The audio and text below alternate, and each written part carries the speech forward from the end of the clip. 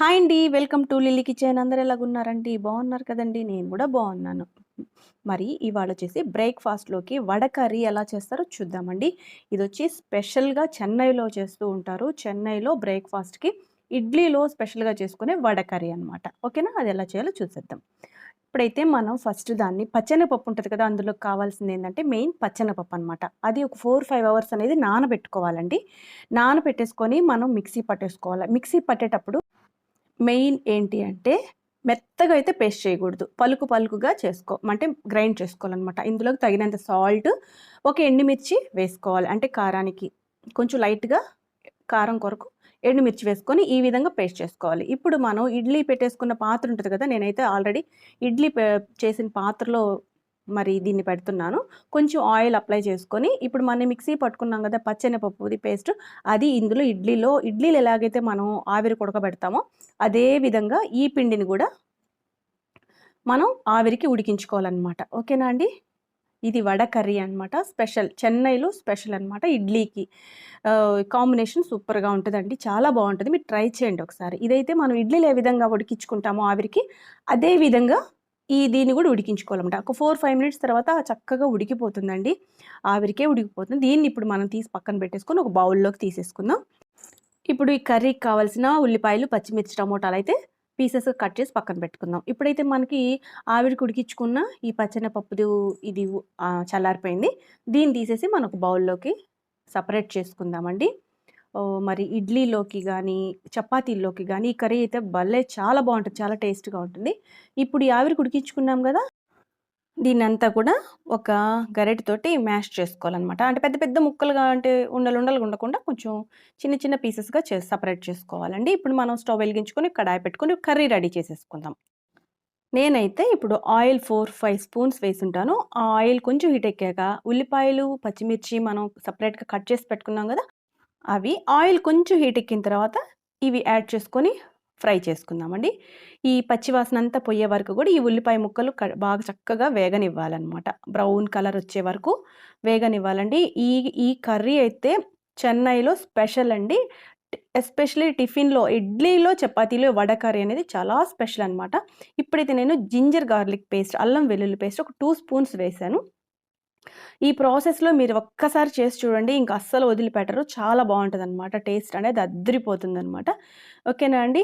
ఈ అల్లం వెల్లుల్లి పేస్ట్ కూడా చక్కగా రోస్ట్ అయిపోయాయి. ఇదంతా గూడా మనం మీడియం టు లో ఫ్లేమ్ పెట్టుకొని టర్న్ చేసుకుంటూ ఫ్రై చేసుకోవాలి. ఇప్పుడైతే అల్లం వెల్లుల్లి పేస్ట్ వేగిపోయిన తర్వాత ఒక 3 టమోటాలు, చిన్న సైజ్ టమోటాలు ఇందులో చిన్న చిన్న ముక్కలుగా కట్ చేసుకొని యాడ్ చేశాననమాట. ఈ టమోటాలు గూడా చక్కగా ఆవిరికి ఉడికిపోవాలండి. ఇవన్నీ కూడా ఈవెన్‌గా మరి కలిసిపోవాలి. చక్కగా కుక్ అవ్వాలండి. ఉడికిపోవాలి. అన్నీ గూడా మెత్తగా ఉడకాలి. ఇప్పుడైతే నేను సోంపు గింజలు వేసుకుంటున్నానండి. ఒక టేబుల్ స్పూన్ సోంపు గింజలు వేశాను. ఈ కర్రీలో స్పెషల్ టేస్ట్ ఒస్తుంది అనంటే ఇదే అనమాట. సోంపు గింజలనేది కంపల్సరీగా యాడ్ చెయ్యాలి. సోంపు గింజలు ప్లస్ బిర్యానీ ఆకు.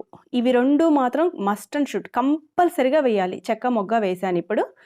సోంపు గింజలైతే స్కిప్ చేయొద్దు. కంపల్సరీగా ఈ కర్రీకి టేస్ట్ రావాలి అనంటే సోంపు సీడ్స్ అనేది ఖచ్చితంగా యాడ్ చేయాలి. ఈ మరి బే లీవ్స్ అంటే ఈ బిర్యానీ ఆకు అనేది కూడా కంపల్సరీగా యాడ్ చేయాలి. ఇవి కొంచెం వేగిన తర్వాత మనం ఉడికించి పెట్టుకున్న పచ్చెనగపప్పు ఆవిరికి ఉడికించి పెట్టుకున్నాం గదా! అది ఇందులో యాడ్ చేసేసి ఈ విధంగా గరిటెతోటి సన్న సన్న సన్న పీసెస్‌గా కూడా మనం ఇట్లా నొక్కాలనమాట గరిటెతోటి. ఓకేనా అండి? ఇప్పుడే మనం తగినంత కారం అంటే నేనైతే 2 టేబుల్ స్పూన్స్ కారం వేశాను. ఒక హాఫ్ టేబుల్ స్పూన్ సాల్ట్ వేశాను. ఉప్పు, కారం అనేది ఎవరి టేస్ట్‌కి తగ్గట్టు వాళ్ళేసుకోవాలండి. దీనికి ఇంతని మెజర్‌మెంట్ అనేది ఏమీ లేదు. కొంతమంది ఎక్కువ తింటారు, కొంతమంది తక్కువగా తింటారు కాబట్టి కారము, ఉప్పు అనేది మీ టేస్ట్‌కి తగ్గట్టుగా వేసుకోండి. ఓకేనా అండి? హ్మ్. మరి చూస్తున్నారు గదా! చక్కగా ఈ ఉప్పు, కారము, సోంపు గింజలు మనం వేసిన బిర్యానీ ఆకు, మసాలాలు అన్నీ గూడా ఈవెన్‌గా మొత్తం కలిసేలాగా మనం చక్కగా నిదానంగా గరిటెతోటి తిప్పాలండి. పైకి, కిందకి ఇట్లా తిప్పుతూ ఉంటే అంత చక్కగా కలిసిపోతుందనమాట.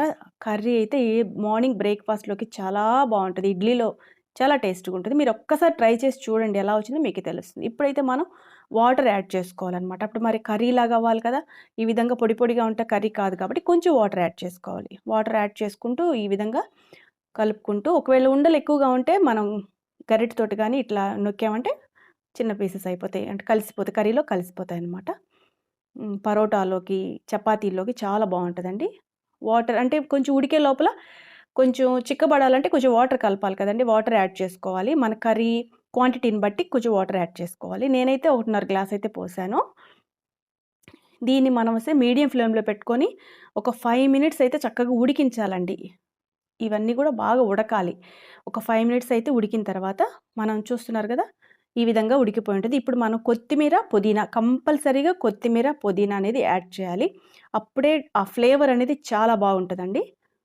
అవి గూడా ఫ్రెష్‌గా ఉండే పుదీనా, కొత్తిమీరేసుకుంటే చాలా టేస్ట్ బావుంటదనమాట. ఓకేనా అండి? Almost curry అయిపోయినట్టేను.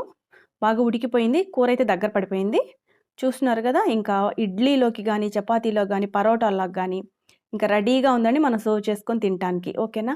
ఇంకా మనం దింపేసుకోవటమే. స్టవ్ ఆఫ్ చేసేస్తున్నాను. ఒకవేళ ఈ వీడియో గనుక మీకు నచ్చినట్టయితే మీరు ట్రై చేయండి. మీకెలా వచ్చిందో నాకు కామెంట్ తెలియపరచండి.